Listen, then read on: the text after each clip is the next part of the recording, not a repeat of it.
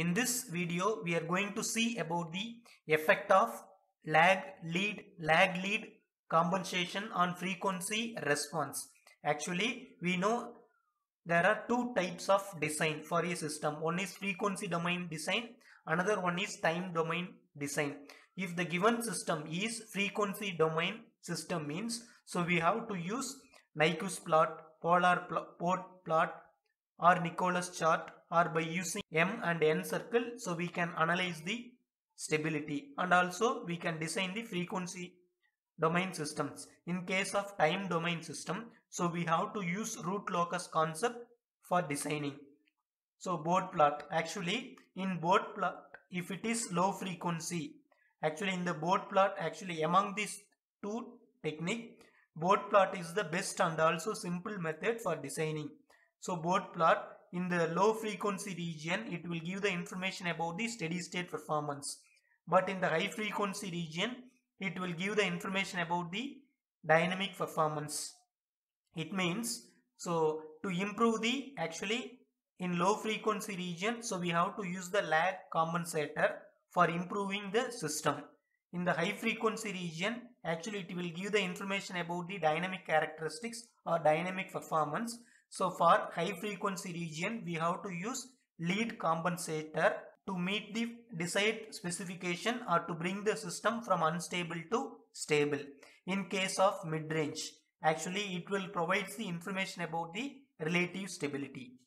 So by using Bode plot, so we can easily analyze or design frequency domain systems. Lead lag compensator is used to improve steady state and also transient state. Lag compensator is used to improve the steady state. Lead compensator alone is used to improve the transient state.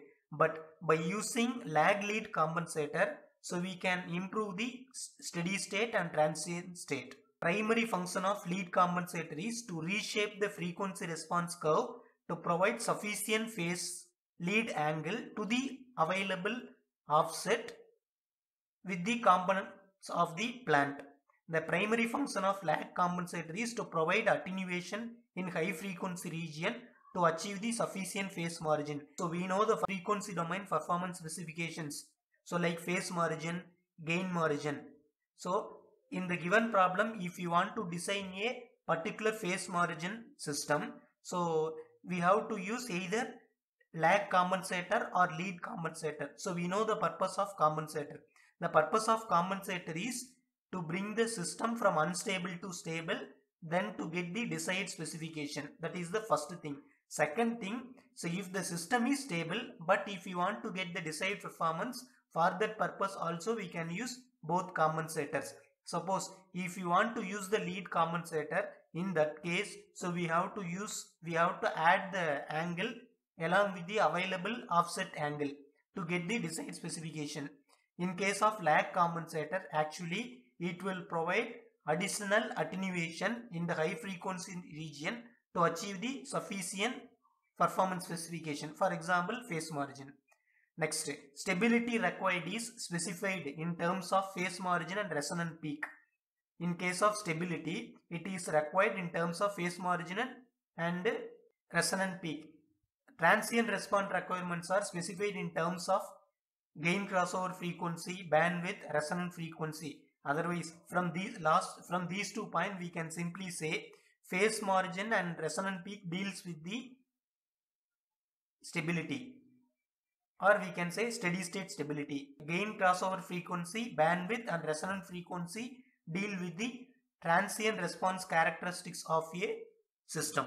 So we know already what is phase margin and its expression, what is resonant peak and expression, gain crossover frequency, bandwidth, resonant frequency. Actually, so this is the equation for phase margin, this is the equation for resonant peak, then this is the equation for gain crossover frequency, this is the equation for bandwidth, then this is the equation for resonant frequency. Actually, all the terms or equations are in terms of eta. So we know eta is the damping ratio, and some of the terms depends upon the omega n, so natural frequency of oscillation.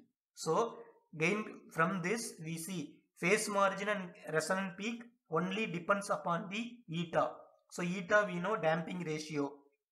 But gain margin, bandwidth and resonant frequency, these three are related with both damping ratio and also natural frequency of oscillation. That's why gain margin, gain crossover frequency, bandwidth and resonant frequency are associated with the transient response characteristics.